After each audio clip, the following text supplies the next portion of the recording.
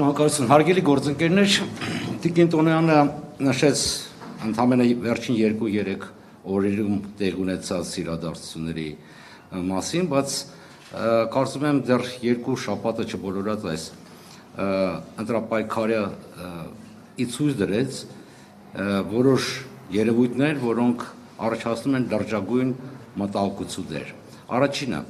պետական ամենաբարձր մակարդակով անընդունելի եւ մերժելի հրետորաբանության օգտագործումը, երբ քաղաքական մրցակիցները, ընդդիմության ներկայացուցիչները պիտակավորվում են, վիրավորվում են կամ արժանանում են արհամարհական վերաբերմունքի։ Հատուկ մտահոգություն է առաջացնում նաեւ պատերազմի բողով անցած եւ բռնի տեղանված մեր արցախցի հայրենակիցների նկատմամբ օգտագործվող խոսույթը, որը միտված է հակադրել մեր եղբայրներին եւ քույրերին Հայաստանի այլ քաղաքացիների նկատմամբ։ Երկրորդը պետական ամենաբարձր մակարդակով ճնշման եւ սպառնալիքի օգտագործման ակնհայտ դրսևորումներն են ընտրողների կներեք ընդդիմության ներկայացուցիչների եւ նույնիսկ սովորական ընտրողների նկատմամբ, որոնք չեն կիսում իշխող վարչախմբի տեսակետները։ Եվ երրորդ այս ամենը բերում է նրան, որ ընդհանրապես խարխլվում է ընտրական գործընթացի նկատմամբ վստահությունը։ Ազատ եւ անկախ ընտրությունները, արդար ընտրությունները չեն կարող տեղի ունենալ առանց քաղաքական մրցակիցների նկատմամբ հարգանքի նվազագույն դրսևորմամբ։ Չի կարող տեղի ունենալ ազատ կամ արտահայտություն, երբ տեխնատուների եւ ընտրողների իրավական եւ ֆիզիկական անվտանգությունը չի երաշխավորում։ Հետևաբար ես այսօր ցանկանում եմ կոչով դիմել Հայաստանում հավատարմագրված դիվանագիտական առաքելությունների ներկայացուցիչներին, մեր միջազգային գործընկերներին եւ հատկապես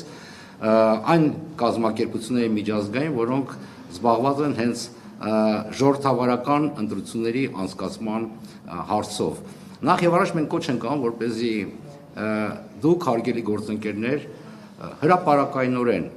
հայտարարեք ձեր հանձնառությունը եւ հավատարմությունը ԵԱԿ-ի եւ Վենետիկի հանձնաժողովի ստանդարտներին ազատ, արդար եւ առանց խնդրականության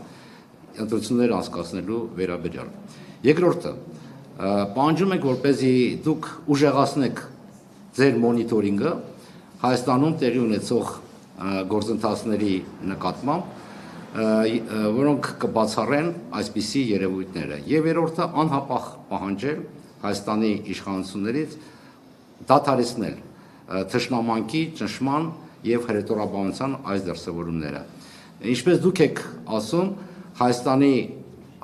անվտանգությունը եւ ժողովրդավար ապագան կախված է իշխանությունների եւ ընդդիմությունների միջև քաղաքակիրթ հարգանքի վրա հիմնված մրցակցային ընտրության մասնակցելու հնարավորությունից։ Հայաստանը համակենտրոնացման ճամբար չէ եւ ձեր լռությունը որոշ չափով նշանակում է խլացուցիչ լռությունը, ընկալվում է որպես հանդուրժողականություն եւ այս հանդուրժողականությունը կանաչլուս է, որպեսզի Հայաստանը դառնա ժողովրդավար, բայց այդուհանդերձ համակենտրոնացման ճամբար։ Մենք շատ լավ հիշում ենք, թե ոչ վաղ անցյալում դուք ինչպես բծախնդիր եւ հետեւողականորեն ցույց եք դրել Հայաստանի որոշ ձախողումները ժողովրդավարացման ճանապարհին եւ խորապես երախտապարտ ենք ձեր ակտիվ մասնակցությանը։ Այսօր ձեր լռությունը իսկապես կասկածի տակ է դնում ձեր հավատարմությունը, ինչպես նաեւ խարխլում է մեր հավատը ժողովրդավարական արժեքներին։ Շնորհակալություն։ Խոսքը փոխանցում եմ իմ գործընկեր